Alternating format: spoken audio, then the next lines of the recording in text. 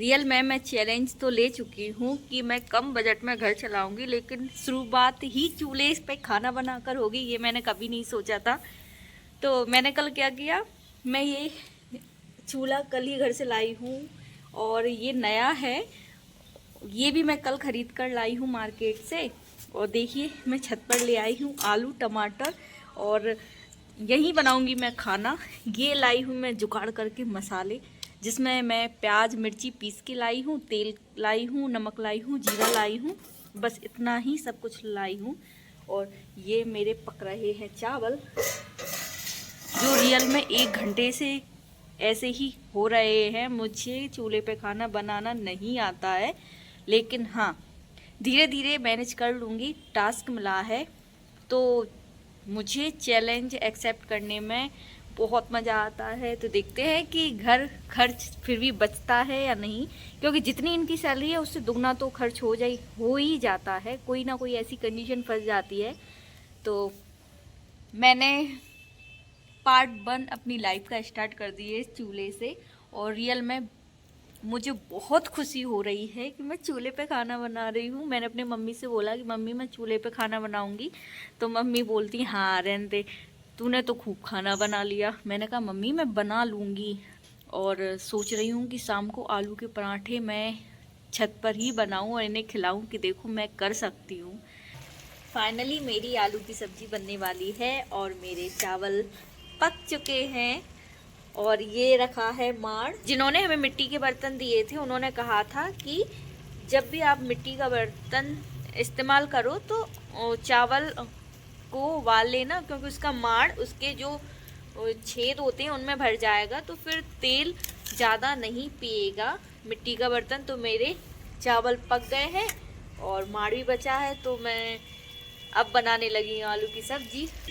बहुत अच्छी खुशबू आ रही है सच्ची में। देखिए बस आलू पक जाएंगे तो मेरी सब्जी भी कंप्लीट हो जाएगी।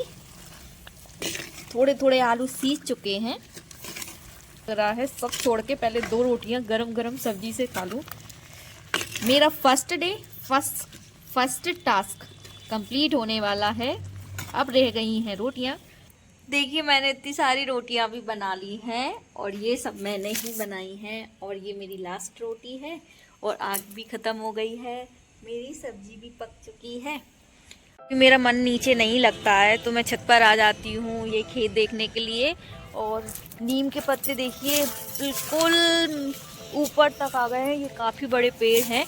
और ये हमारा घर है जहाँ हम लोग रहते हैं। ये पास में ही एक घर है जो अभी कंप्लीट नहीं है और अभी उसमें कोई भी नहीं रहता है, तो हम उनके छत पर आ जाते हैं और बहुत अच्छा लगता है।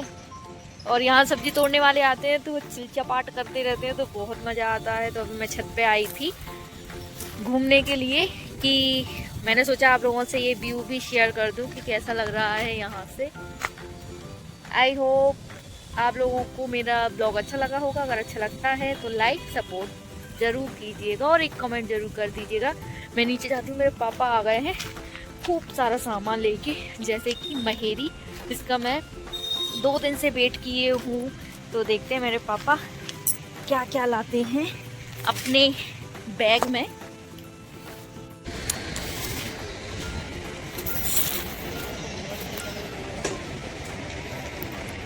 आ जाओ।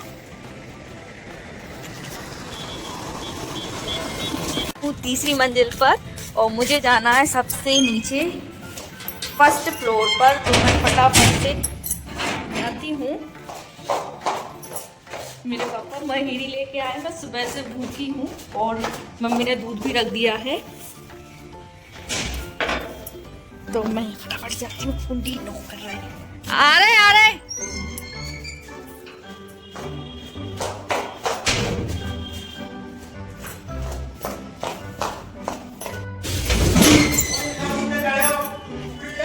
इतने इतने हैं, उतने को है ही नहीं है।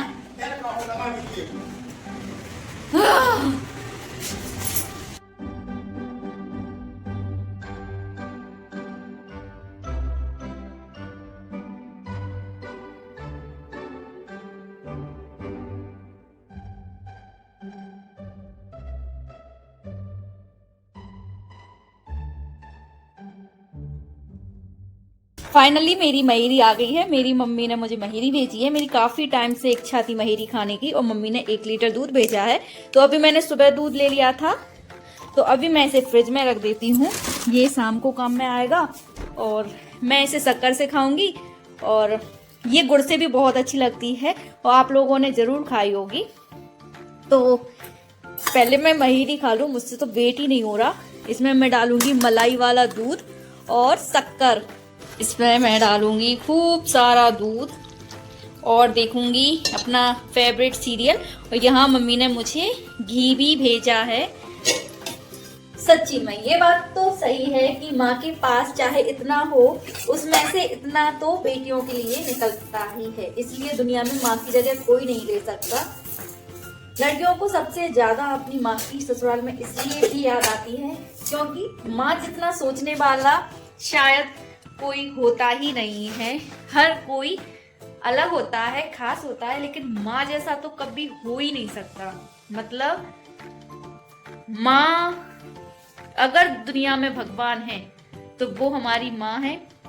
उनके अलावा हमारे बारे में कोई अच्छा सोच ही नहीं सकता, भले हमारा कितना भी सगा इंसान हो। लेकिन नहीं, माँ एक ऐसा रिश्ता है जो रियल में अनोखा है। और मैं इतनी लकी हूँ कि मुझे दो माँ का प्यार मिला, मतलब मेरी नानी का और मेरी माँ का।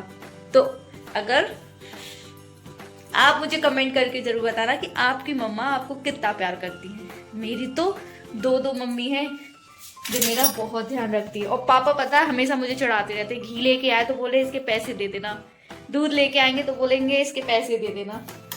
मतलब चढ़ाते रहते हैं। उन्हें पता है मैं बहुत चिड़कू हूँ, छोटी छोटी बात पर गुस्सा हो जाती हूँ। तो बस अब मैं इंजॉय करूंगी अपनी महेरी और देखूंगी अपना फेवरेट सीरियल ये रिश्ता क्या कहलाता है। आई होप आप लोगों को मेरा ये ब्लॉग अच्छा लगा होगा। अगर अच्छा लगता है तो लाइक जरूर कीजिएगा। ये तो मैं लेना भूल ही गई, ये है मेरा मोबाइल स्टैंड जो सिर्फ 10 रुपए में आया था। इस पर ही मैं सीरियल देखती हूँ मोबाइल को रख कर। मिलेंगे कल नेक्स्ट ब्लॉग में, तब तक के लिए बाय। फिर इसके बाद आ गया था मेरा पार्सल। तो मेरे हस्बैंड जैसे ही सो के उठे तो मैंने उन्हें वो बॉक्स दे दिया। उन्हें थोड़ा अजीब लगा कि इसमें क्या है, तो मैंने कहा आप खुद खोल कर देख लो। और हमारे यहाँ जो भी जेंट्स होते हैं वो सुबह अगर काम पर निकल जाते हैं या कोई काम उन्हें होता है तो वो नाइट में सोने से पहले ही पेपर पढ़ते हैं। तो ये सो के उठे थे तो मैंने चाय दे दी थी और फिर ये पेपर पढ़ने लगे थे। फिर मैंने इस बॉक्स की भी अनबॉक्सिंग करवा दी थी। तो इसमें था स्लीपर स्टैंड, जो इन्हें बहुत अजीब लगा कि इस तरीके का स्टैंड कैसे आ सकता है। पहले मैंने एक प्लास्टिक के पाइप का स्टैंड मंगाया था जो चला तो था लेकिन ज़्यादा नहीं चल पाया था, तो इस बार मैंने स्टील में मंगाया है। तो इसमें मुझे बहुत सारे पाइप्स मिले हैं और उनके होल्डर्स मिले हैं जिन्हें उनमें फिट करना था। और मेरे हस्बैंड को उसमें कुछ समझ नहीं आ रहा था कि कैसे फिट करूं, क्योंकि जो काम जिसका होता है वो उसी पर सूटेबल होता है। तो ये बोल रहे थे कि मेरे को समझ में नहीं आ रहा। मैंने कहा एक काम करो, मैं सब सेट करके दे दूंगी और आप सिर्फ उसे फिट करते जाना। लेकिन वो बहुत उलझन में थे, सब उल्टा फुल्टा लगाने को तैयार थे। मैंने कहा कि रहने दो, ये मेरा काम है, मैं खुद कर लूँगी। उनसे ये सारी चीज़ें कराना बहुत मुश्किल है, उन्हें इनमें बहुत ही टाइम लगता है और बहुत बोर हो जाते हैं। और मैं इसलिए इन्हें दे देती हूँ कि शायद ये मेरा थोड़ा सा काम करा दें। लेकिन नहीं, हस्बैंड से कुछ उम्मीद रखना ही खराब है। नहीं नहीं, ऐसे नहीं होते। हस्बैंड हमेशा हेल्प कर देते हैं। कुछ चीज़ें ऐसी होती हैं जो उनके काम की नहीं होती ना, तो फिर वो लोग बहुत बोर होते हैं। तो मैं आपको इसकी क्वालिटी बता रही थी कि ये कितना अच्छा स्टैंड मिला है मुझे। ये मैंने मीज़ो से मंगाया है और अफोर्डेबल प्राइस में है, ज़्यादा इसका प्राइस नहीं है और इसकी क्वालिटी भी बहुत अच्छी है। अगर आप ऑर्डर करना चाहें तो आप कर सकते हैं, ये आपको ईज़िली मिल जाएगा। चलो मिलेंगे फिर नेक्स्ट ब्लॉग में, तब तक के लिए बाय।